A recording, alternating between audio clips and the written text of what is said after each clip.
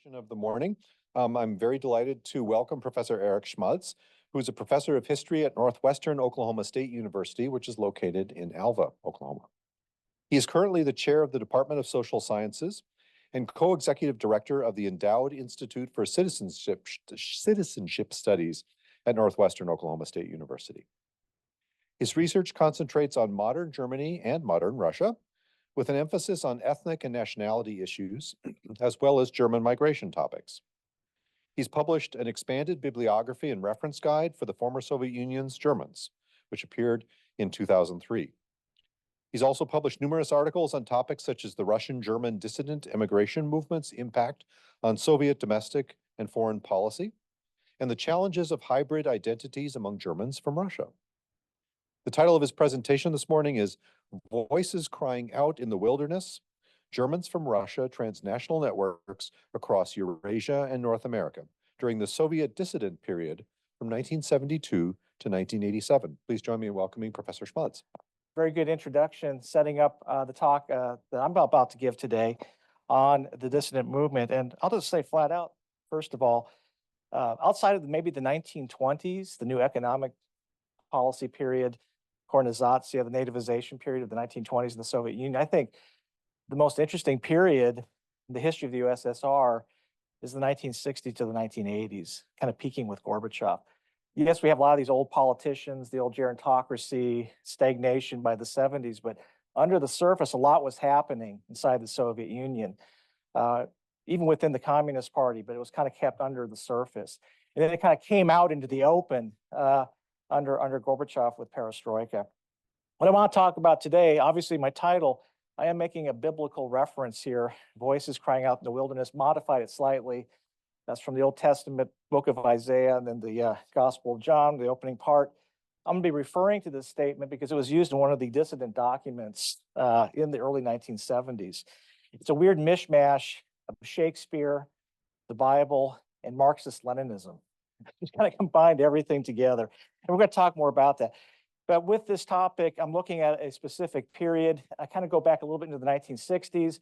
I may, if we have time, just touch upon a few bits beyond the 1980s into the early 90s, kind of what came out of all of this. So today, what I want to talk about is to provide some context and background to the Soviet dissident movement in general and tie it in with the Soviet Germans or the Russian Germans.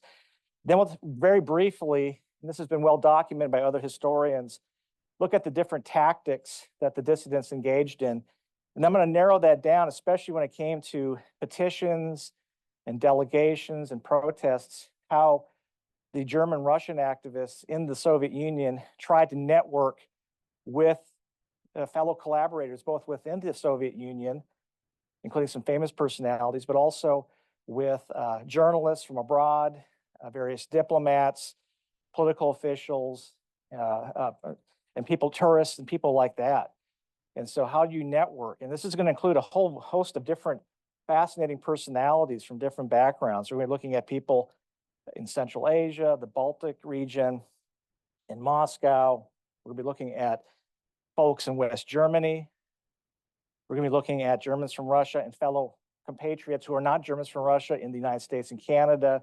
So we're looking at kind of Eurasia and North America kind of coalescing in the 1970s to provide for immigration rights for the Soviet Germans. So we're going to look at the tactics, the networks, and then very quickly we'll summarize with the legacy, because eventually the mass immigration did succeed, right, after 1987. And one of the tragedies, I guess, if you will, there's one of the activists that was very prominent going back into the mid-1960s. He was very active in the late 80s, early 90s. I'm going to mention him later. He made a comment in the Soviet press in the early 90s where he understood why folks wanted to leave the Soviet Union, but at the same time, that meant, in a way, the destruction of what remained of in particular, the Volga German identity, just the human capital that was lost.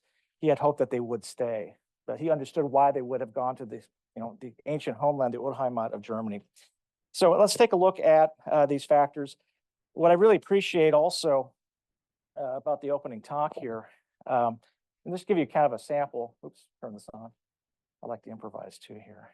This is the distribution of ethnic Germans in the USSR by the 1980s, by the late 80s. And you'll notice that there's a huge population in parts of Siberia, in Russia, the Russian Federation, well, it became the Russian Federation, the RSFSR at the time. And in particular, Kazakhstan, nearly half of all the ethnic Germans, nearly 2 million, the 1989 census, live in Kazakhstan, nearly half, almost a million. And so some of the major networks for the dissident movement among the Soviet Germans will be in Kazakhstan, but also the more western parts of the Soviet Union, including the Baltic states, and again, some of the urban centers there as well, which we'll talk about. But that kind of gives you a sense of the distribution of that population with the red dots there. It's a very famous map. Okay, I'm gonna leave Brezhnev. So, and again, it's not because I want all these politicians behind me here. I just want to show some familiar faces and maybe not so familiar. We'll deal with some ordinary folks too here. But just some opening remarks here, a little bit of the context and the background to the movement, and kind of read from one of my notes here. The transnational character and legacy of the ethnic German experience in the final decades of the Soviet Union is receiving our brief examination today. And it came out of the failed autonomy movement of the mid-1960s. But ultimately, it's going to be a successful immigration drive to the historical homeland of Germany in the 1990s. On the global stage, the revolutionary year of 1968, and it was a global phenomenon, including the United States. And I find 1968 to be a very interesting year. That was the year the Society for German American Studies was founded. That's the year that the American Historical Society of Germans from Russia was founded. 3 years later, the Germans from Russia Heritage Society came out of that group. We've got this growing dissident movement in the Soviet Union. We have the Prague Spring. Something was going on. That marked a turning point for both this ethnic group and many others during this period behind the Iron Curtain. Activists and protesters moved from an emphasis on restoring autonomy within the Soviet system to this idea of seeking immigration out of the USSR altogether. And by 1972, our starting point, the dissident immigration movement formally organized itself. It began to crystallize in the wake of 1968. And they began to change the emphasis in reestablishing Volga German autonomy that we were talking about earlier to mass immigration to the West, in particular, West Germany. So there's a different shift here when they sense that the regime will not restore that autonomy lost under Stalin in 1941. And an ever wider global network of characters and very interesting blocks and personalities are going to be involved here, as we're going to find out here in the next few minutes. And this took on to the international stage in addressing such questions concerning human and national minority rights inside the Soviet Union. And again, this movement was based in the Soviet Baltic region, which is significant, the Baltic states, which tend to be more pro-Western. We've got kind of a sense of this Germanic presence there prior to the Russian Revolution, also Central Asia.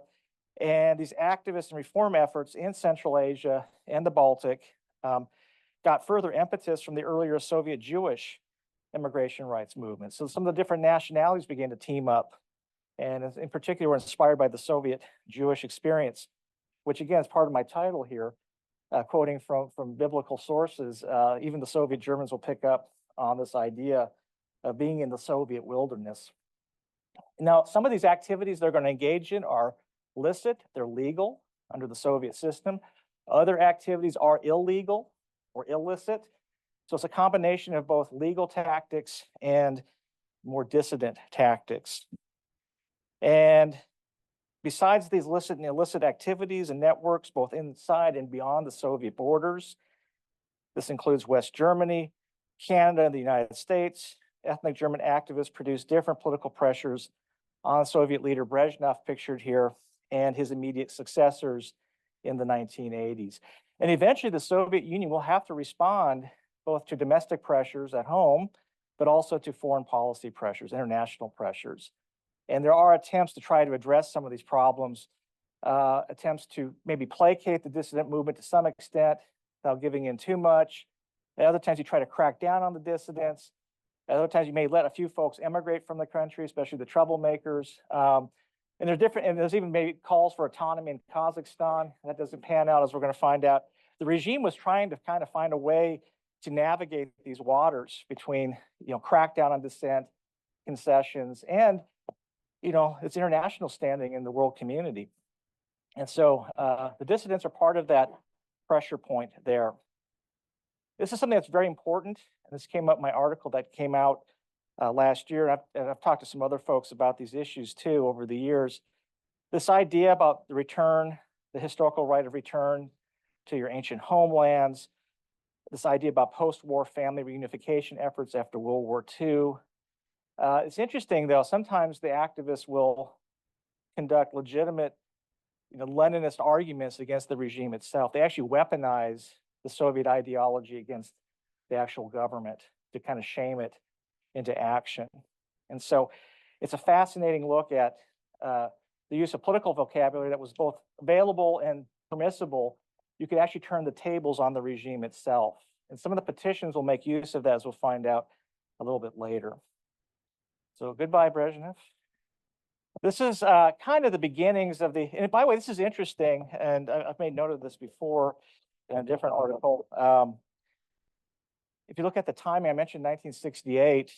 If you look at some of what was happening in the Soviet Union and the United States in the late 50s, mid to late 50s, and maybe this ties in with decolonization and kind of this greater awareness of human rights after World War II, after the Holocaust in particular. The timing is really uncanny, as different as these countries may be.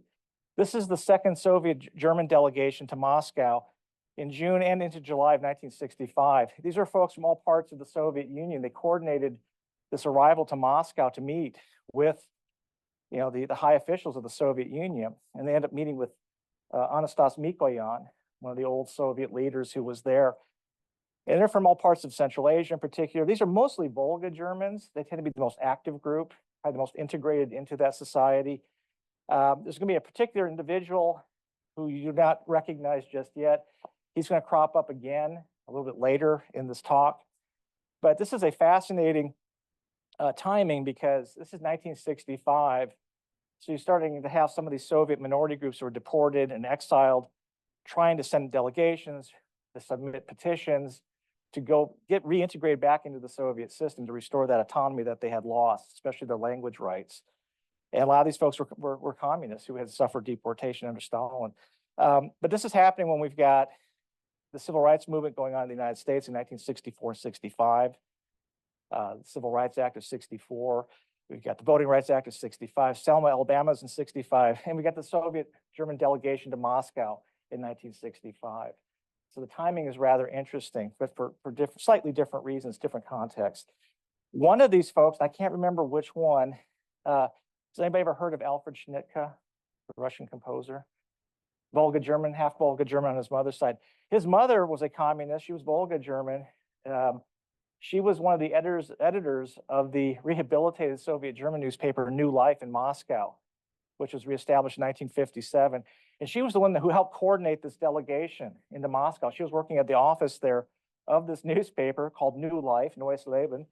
And so she was actually actively involved with this group in the early day. These delegations failed. They met twice in 1965. They'll meet again in 1967 and 1972, but with no real success beyond a few cultural concessions by the regime. But in any case, that's the Soviet German delegation. The timing is fascinating. Now, very quickly, I want to mention one other thing before I look at the networking. I've been trying to set the background here for you, and this is very crucial.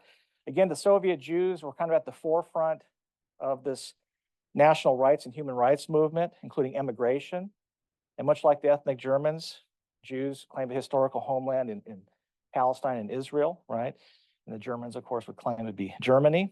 The Ukrainians also were pivotal figures in the nationalist movements, national minority rights movements of the 1950s and 60s, along with a few other groups. And by the late 60s, some of these groups are beginning to coordinate their activities together. And one thing that they did was in 1968, a very important dissident publication came out called The Chronicle of Current Events in English. And it was probably the most comprehensive and coherent or best organized publication among the opposition and dissident groups across the Soviet Union. And that will later include some of the petitions and writings of the Soviet Germans themselves. So it's called the Chronic of Current Events. And so a wide collection of dissident literature called samizdat, which means self-publishing, right? And then you have tomizdat, which is stuff you submit beyond the borders of the Soviet Union for others. This was the premier collection, started in 1968, and there were almost nearly 1,400 documents that were compiled. And so a number of these dissident groups and small circles of activists kind of coordinated together.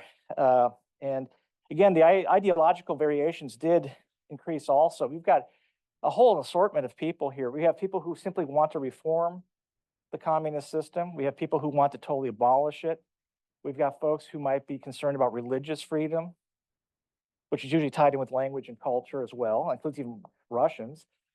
You've got nationalists who want the restored autonomy or greater autonomy if they have autonomy already within the Soviet system. So there's a lot of grassroots variety here, and we're going to see that even within the German movement itself. Okay, now very quickly, there are, I think, 7 dissident activities you could deal with when looking at this period. We're going to focus on 2 or 3 of them because they'll tie in with these international networks here. As with the previous photo, that Soviet German delegation in 1965, the first of the, I'm kind of prioritizing here, but the first method of national dissident activity in the 60s and 70s was something called the group delegation. And ethnic Germans had already dispatched 2 of these in 1965. And again, 1967, 1972, but with no success. A second means of conducting dissent was the individual petition or collection of petitions, group petitions, because we have a right under our US Constitution, right, to petition the government, the right to assemble. In the Soviet Union, theoretically, you had a right to petition the government. This goes back to the earliest days of Soviet power in the 1920s. Doesn't mean the regime would always listen to you. And usually the higher authorities would blame the lesser authorities for whatever infractions there were. But you had a right to do that. Now, maybe it would come at a risk, but this was a form of protest, at least in the Soviet context of a socialist citizen's rights and responsibilities. It always had been legal going back to the earliest days. And probably the most notorious of our petition writers is Dominic Holman. You may be familiar with him, lived a very long life. He was deported from the Volga German Republic. He was an educator and writer, longtime Communist Party member, and he was a prolific petition writer. And I've got a couple of his letter collections that have been donated to the Volga German group in Portland. I think it's now at the Mormon Library in Utah at Salt Lake. I have one of the copies, a huge pile of his letters, going back to the mid to late 1950s, when the group was released officially from exile, but not fully rehabilitated. And he continued writing these petitions to the government up until the late 1980s, until his death. He's always using Marxist-Leninist ideology. He's trying to use different arguments, kind of to weaponize it against the regime, to shame them into, restoring autonomy. And eventually he died during the Gorbachev period, didn't live to see a Volga German Republic reestablished, but he was probably the most prolific of these on an individual basis, okay? But we do get group petitions too. I'm going to kind of talk about that later. And sometimes these petitions will be published overseas, including in West Germany and the United States and Canada. Okay, a third form of dissent concerned the public demonstration. That's a little bit more dangerous politically after the 1930s in particular. And there will be several outbreaks of that. I'll show a picture of one of them. We start seeing the first of these public protests around 1973, just as the dissident movement, immigration movement's kicking into high gear. You'll see a few more protests. It might be anywhere from a few dozen people to a few hundred. It's usually in the city centers, so you can attract foreign journalists and public attention internationally, as well as the regime's attention. And you have a few more of these protests in the late 70s up until about 1982. And I'll show you an example of one of these a little bit later here. There's a fourth form of national activism. That's the hunger strike. Again, we're not going to talk much about that. We don't have a lot of documented cases of that with the Soviet Germans, but that was something that some folks would do to draw public attention. And of course, later we're going to talk about Andrei Sakharov, right, the great Russian physicist, right? I think he He had a hunger strike himself, right? And so that was a way of, and of course, he's a celebrity. He's got an international standing that he can use to promote certain causes. And so his hunger strike would take on even greater significance. But that was another method I just want to mention. There's a fifth method of dissent. You could try to reject your Soviet citizenship or Soviet military service, but of course, good luck with that. Many of the Russian Jewish activists, Soviet Jews, were part of that movement early on, okay, in the mid-70s. But there were a number of Germans too, about 300 of them in Kazakhstan, about 100 in Kyrgyzstan in 1976 who renounced their Soviet citizenship. So you're kind of sticking your neck out there. And a sixth form of political dissent was to establish contacts with foreign visitors in the country. This will tie in later with the petitions and the delegations. We're going to talk more about this in a moment.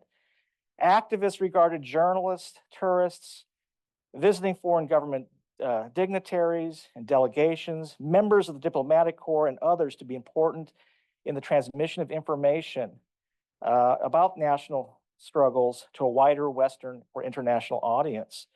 And they hope to garner the West's attention as a result, and to get their support and to get their assistance, to put political pressure on the Soviet government. And they will have some limited success, mixed success. Now, most ethnic Germans were still on the collectives. A few were in the industries, but they're mostly dispersed across Central Asia. They're not in the big population centers. They might be in some of the cities of Kazakhstan. You might get a few in Moscow or St. Petersburg. You might get a few who later moved to the Baltic states after the 70s. But few ethnic Germans live in the capitals. They did not live in the capitals of the Soviet republics, where the foreign visitors are most likely to go. Right? I don't think the regime would let, foreign dignitaries just to go out in the countryside and visit with the people. You can be in a controlled setting in the city there. But you do have contacts, and this is where you do your public protests. This is where maybe you smuggle in some petitions and get them out to the wider audience. So for this reason, it was important for the ethnic Germans to cooperate with other dissident groups to establish information channels with Western visitors. There's a seventh and final form of political action. I just want to mention quickly. Again, it's very important. This ties in with the networks. I've mentioned it a little bit before. This is the publication of underground literature, right? The Samizdat, the self-publishing, or Tommy's.dot, publishing over there, overseas. And this covered a wide range of political, social, religious, and cultural issues. And by the early 1970s, we get some very large petitions with in the tens of thousands of signatures with some of these political statements that are sent both to the Soviet government, but they're also smuggled and published as far away as the United States. Okay, so those are some of the tactics. Let's look at the networks here. By the way, this is one of the protests, smaller group in 1980, ethnic German protests at Red Square in Moscow, Russia, right at the heart of the regime, right? The Soviet Union. Of course, the German placard reads, "Let us into the homeland of West Germany." The Russian one states free departure for Germans to the Federal Republic of Germany, right, West Germany. And within minutes, of course, the KGB units will shut them down near the Kremlin. But you're doing this right where foreign dignitaries, all sorts of people maybe actually see this, journalists and so forth. And this is much more dangerous. By the way, the regime had several tactics that they end up trying to use. And probably the worst year of political crackdown was in 1977. You start having a large number of public trials against dissidents, including ethnic Germans in Kazakhstan. That was probably the worst year, according to other observers, 1977. There were a couple of high-profile trials among activists. Another tactic the regime would do, aside from maybe pressuring you at work or pressuring your family members, you could send people to psychiatric institutions, right? How crazy of you to go against the Soviet paradise, basically, or Soviet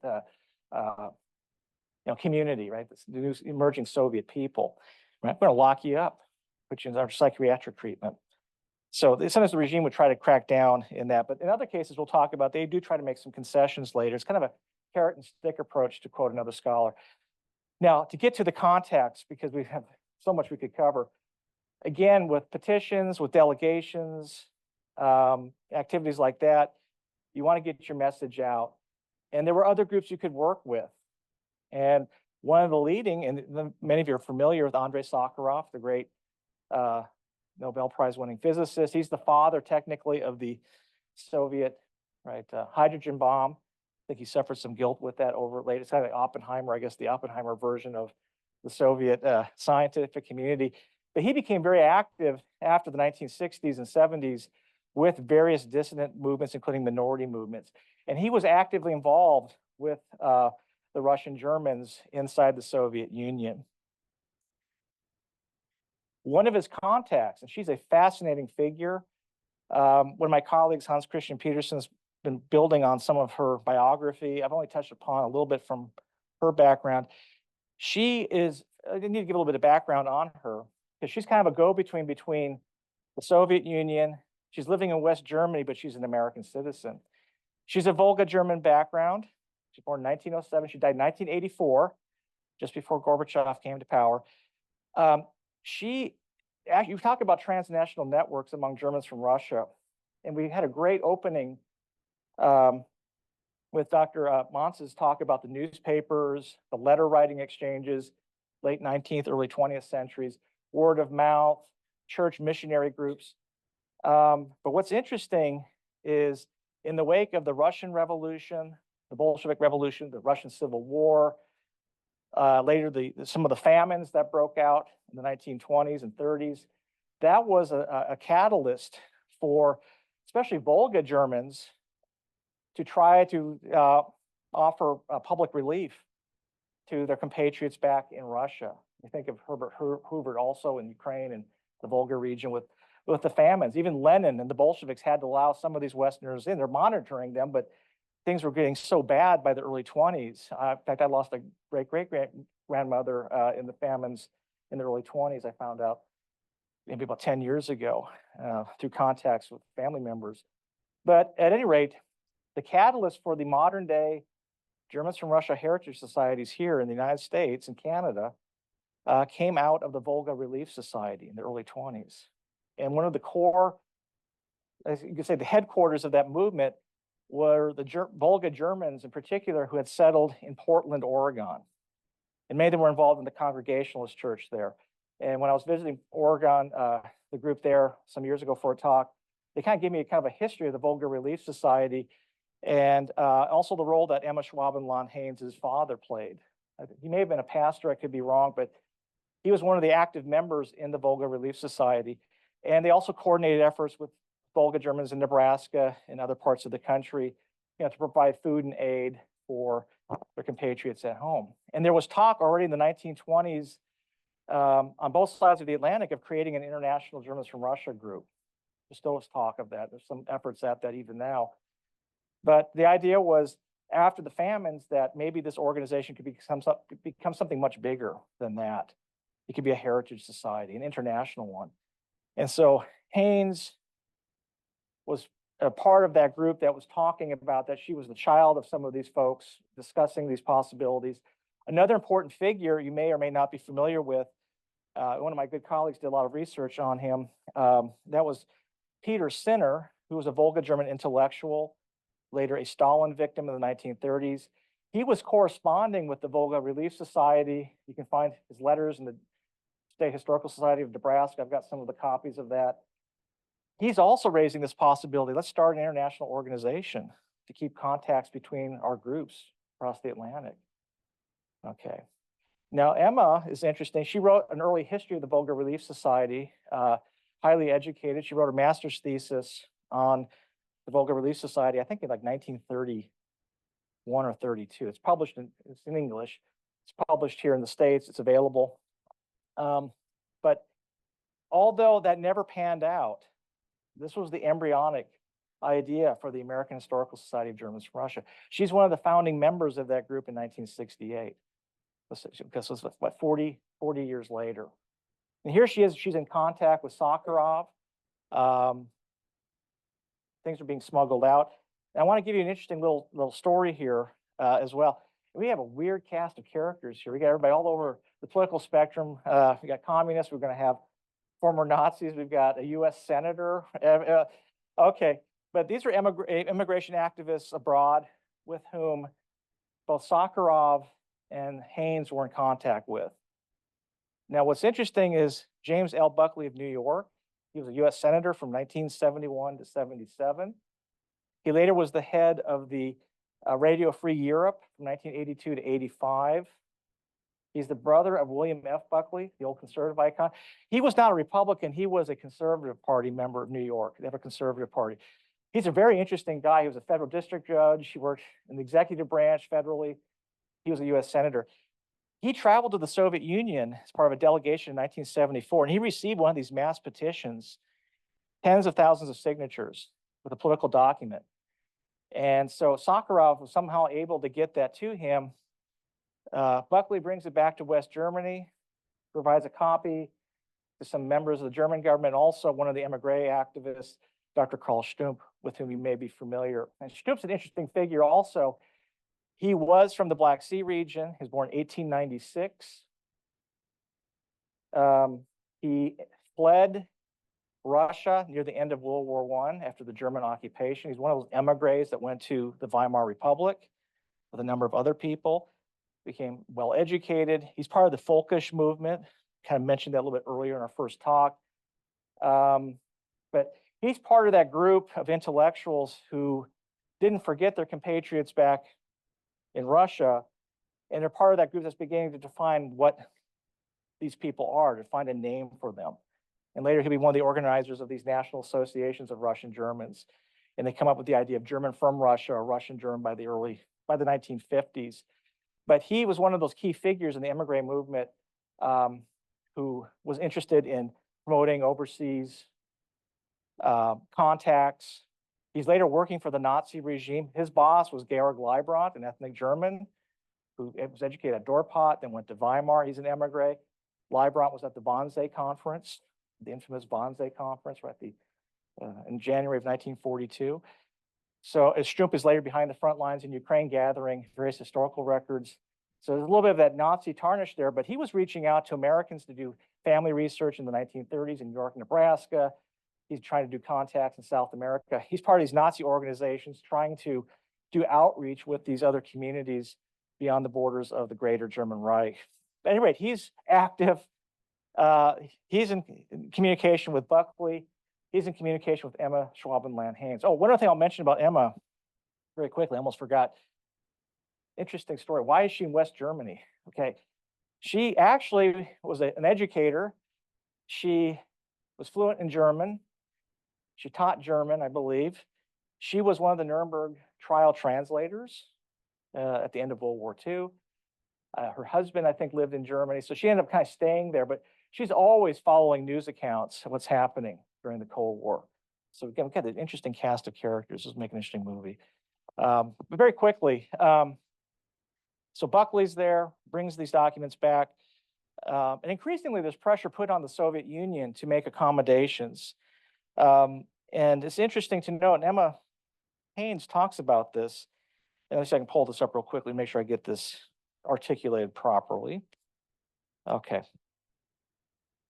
Yeah, okay.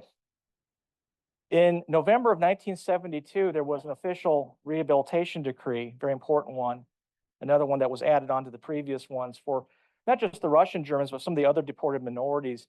And in November of 1972, the regime permitted ethnic Germans to at least apply for the right to move within the Soviet Union from the former places of exile, Central Asia and Siberia.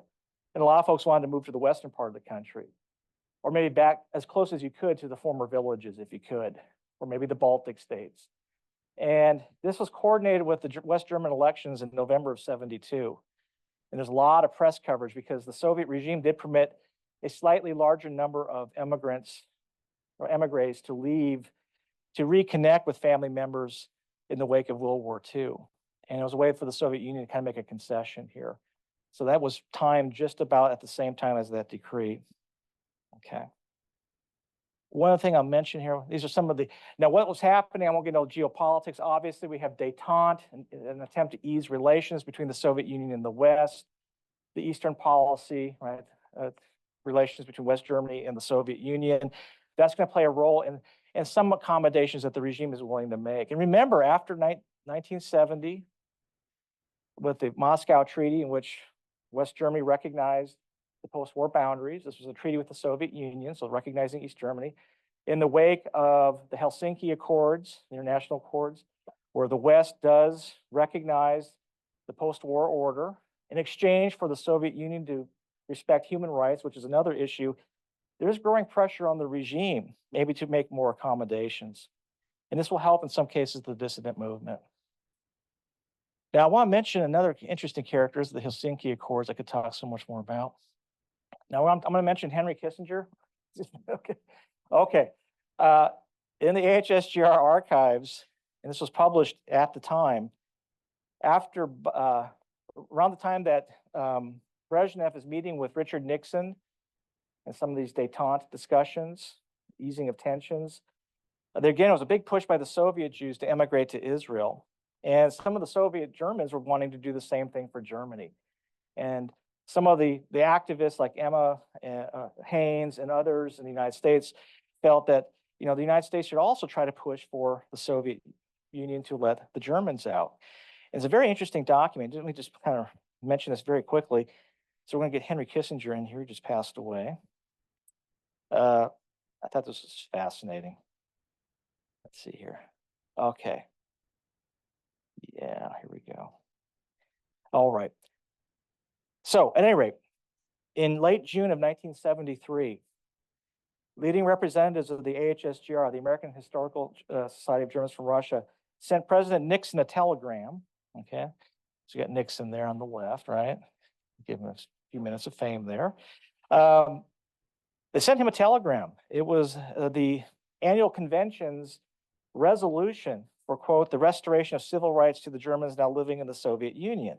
These rights include the right to travel and to live in any part of the USSR, right, where they may desire, and the right of the Germans to return to their historical home areas if they so desire, whether it's the former villages or the Volga German Republic.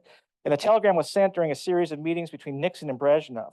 And although this had very little practical result, one of the State Department officials in the Office of Soviet Union Affairs replied with a memo to them from mid-August of that year of 1973 that they had received the resolution. Then on October 2nd of 73, West German-based American Emma S. Haynes was visiting in New York City, and she sent a formal letter addressed to U.S. Secretary of State Henry Kissinger, pictured on the left here. It too was an appeal on behalf of the USSR's ethnic Germans, and she was responding to an article that appeared in the Stars and Stripes publication about these détente meetings between Nixon and Brezhnev. So she's appealing to Nixon to pressure Brezhnev to allow for German emigration, either to their former homes in the Soviet Union or to West Germany in particular, just like they're trying to do it for the Soviet Jewish efforts. Nixon never did respond, or not Nixon, Kissinger, as far as I know, never responded back to that, but that shows you the kind of the different characters, the networking that was going on here. And again, having people like Sakharov, high profile people, really helped the cause. By the way, if you go to the AHSGR archives, I'm not sure if they've digitized it yet or even refiled them. There was a box of old documents, photocopies, letters. This is back in 2000, 2001, when I was a graduate student in Nebraska. And this was the Emma Schwabenlawn Haynes collection. And of course, she was getting materials from, you know, mimeographs from Sakharov. And they're all in this box that she donated. And if you go through some of the documents, nothing totally extraordinary, but you'll see his signature. It's in Latin characters, in pencil, it goes AS. So he's marking the papers, and you'll see that on the letters. I photocopied everything. And I struggled. I put everything back in the box. I put it back in the closet. Hopefully it's still there, hopefully being digitized. But I made photocopies, which I'll donate later to another collection. But it was kind of neat to see that there at the time. All right. One other story I want to mention, this shows you kind of the different pressures put on the Soviet Union in this period of the détente from about 73 to 79, this peak period. Again, the Soviet Union had come out of World War II as one of the great victors in the defeat of Nazi Germany. They had a great international prestige and standing, at least in the first years after World War II, and they wanted that legitimacy. But at the same time, you're opening yourself up to outside criticism, right? You might be vulnerable to Western ideas infiltrating the system. So the regime was playing this delicate dance between repression and accommodation, public relations, but one of the most, probably the most, if not ruthless, one of the more intelligent Soviet leaders to come out of this period was, of course, the former KGB chief, Yuri Andropov, who had been also a Hungarian ambassador for the Soviet Union in the 50s. He was the head of the KGB. He's part of that crackdown on the Soviet Germans. But some of the documents that you read, he also was highly aware of, the great potential labor pool that the Germans represented in Soviet Central Asia. And of course, he was a protege for Mikhail Gorbachev. Andropov, again, if you're a police state head, I guess you have street credibility. So you can crack down on people, but when you want to, maybe you can reform society because you know how bad things really are. You're right. This is a surveillance state. So at any rate, he came up with a plan. Originally came out of Kazakhstan in the republic there to grant some kind of limited autonomy. Wouldn't be a Volga German republic, it'd be like a district in a very important agricultural area in north central Kazakhstan. And I'm kind of roughly putting a box around that map there. But this was a plan that was being developed from 1974, but it really took off after 1976. And it culminated in June of 1979 with this oblast or district, basically, to be set up for about, I think it was, double check that, it might be 30,000 ethnic Germans in this region out of a population of 200,000. It's pretty modest, but it was significant. First major move since 1941 to have any kind of autonomy. And so they pushed it through. In the documents, they're also conscious of the fact this might be a way of also kind of placating the West a little bit. Also maybe to kind of tone down some of the rhetoric within the dissidents. The minute that they implemented it, it just fell apart because the Kazakhs didn't want to have that there. And of course, later some of the Volga Germans said, well, this was the regime just undermining itself to say, hey, we can't do anything for you. But probably what really happened is that Moscow lost control. And so eventually, this plan had to be scrapped in early 1980, around the same time that, again, you're dealing with a large Muslim population in Kazakhstan, even within the Soviet Union. You had to be very sensitive about that because that's shortly around the time of, the Afghanistan invasion in December of 79. So they had to kind of tone that down. That was kind of the last major effort to do that until the attempts under the rebirth movement in the late 80s. So in any case, a whole other story there. If you're interested, I'll give you more. And that story came out around 1989. It took about 10 years for this to kind of filter out to the West. And the gerontocracy. We're going to pass through these guys. Again, a lot of interesting stuff's happening under the surface. It just doesn't look like that. I remember as a kid watching all these funerals one after the other. Like Kohl. By the way, later Helmut Kohl kind of picked up the cause too with this idea of immigration rights, especially for family reunification efforts, and then especially for the Black Sea Germans more so than the Volga Germans, who have been separated by the Second World War during the population removals. And some of my family members are part of that too. Some ended up in Kazakhstan, some ended up in the United States. But you start seeing, if you go into some of the archives now that are being made available, the Margaret Thatcher Foundation online, the meetings between later Helmut Kohl and Mikhail Gorbachev, or Ronald Reagan and Gorbachev, or other officials meeting together. The issue of immigration rights comes up time and again, especially the Soviet Jews, to some extent the Armenians, Soviet Armenians, and also the Soviet Germans. And George P. Schmaltz, the Secretary of State, mentions the ethnic Germans repeatedly in his memoirs. He's part of that. But you actually can see at least a basic summary of these conversations from roughly 1987 to about 89, that period there, at Gorbachev. So the pressure continues to mount. Even Reagan was bringing up the issue with some pressure from Kohl and others to do the same thing. Of course, the very famous Geneva Summit and then Reykjavik, that's the beginning of the melting of the Cold War. And of course, it takes two to tango, right? Both gentlemen deserve credit. I did see Gorbachev give a talk at Nebraska in 2002. I was part of my dissertation, so I was pretty lucky. But it takes two to tango. And who would have expected that this marked the beginning of the end? And by January 1st of 1987, even Gorbachev will legally permit immigration of Germans, ethnic Germans, and others outside of the Soviet Union. In a way, the immigration movement won in the wake of all these pressures, this buildup. Okay, and there's so much more I could talk about. We only have 5 minutes left. Now, I'm just going to give you a little treat. This was my master's degree topic. Dr. Vern Ripley was my undergraduate advisor. I was a German and history major, and he's at St. Olaf College. Back in the early 90s, he goes, if you want a really good topic, just look at what's happening now in the former Soviet Union. This is in the early 1990s. I had no idea what he was talking about.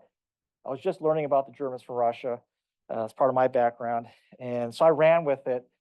And now with more perspective, after 30 years, I'm getting a better and deeper appreciation. I was kind of rushing it. It's only 5 years after the events, but very quickly, this is the legacy of these networks. If the immigration movement was limited in its success in the 70s and 80s, ultimately it proved successful after 1987.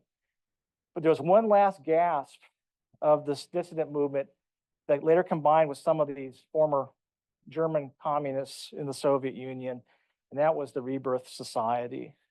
There's the German and Russian names there, like Wasserstein and Wiedergeburt. And this is a combination of the illegal autonomy and dissident movements with the establishment communist elite. Okay. And for a while there, things were looking really promising with Gorbachev. They have new delegations meeting with him in 88 and 89. They get formal recognition in March of 89. You end up peaking by the early 90s with over 200,000 members. But as with anything German, you can't agree on everything. That's human nature, actually. It's not just German. But you end up with the disintegration of the movement just as mass immigration takes hold. So you get a populist movement.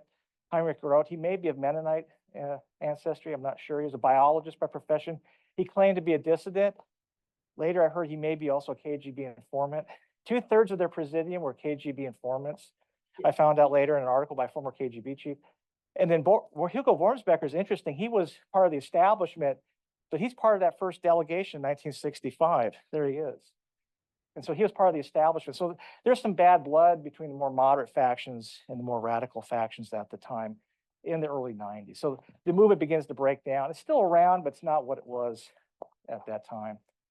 So very quickly, last couple minutes, we're talking about the Volga Germans. They're much more integrated into Soviet and Russian society. They dominated this dissident movement in part, as well as the autonomy movement.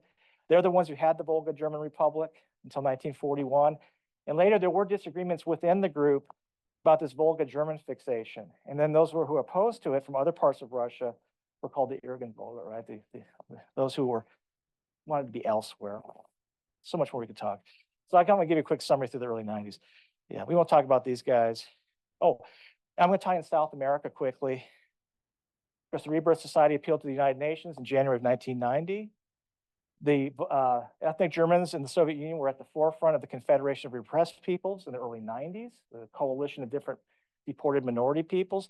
Yeltsin actually provides a rehabilitation decree for all of them, although not much really happens.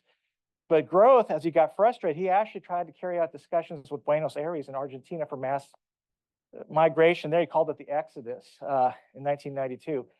Again, a huge Volga German community down there. It didn't pan out. So with 1 minute, later you can meet me with this. I want to make one comment. Many factors were in play at the very end of the 80s. Personality conflicts, political disagreements, the disintegration of the Soviet Union into separate republics. You have resistance locally to Volga German autonomy. Also, this is a great example of a weak nationalist movement. So where really the container you go to is Germany, the historical homeland. But again, it's at the expense of that culture, which was a mix of Russian and German. Okay. And whatever money Germany poured into the East, it gets squandered anyway, unfortunately. Although there were some good things that came out too, but all right. Infiltration, infiltrate. This was not unique to the Soviet Germans. 2/3 of the Presidium. Okay, with that, I'm done. We have 1 minute left. These are the 4 languages we'll use. Thank you. Danke, gracias, spasiba. Any questions I'm happy to answer. Thank you very much for your time and attention. I appreciate that.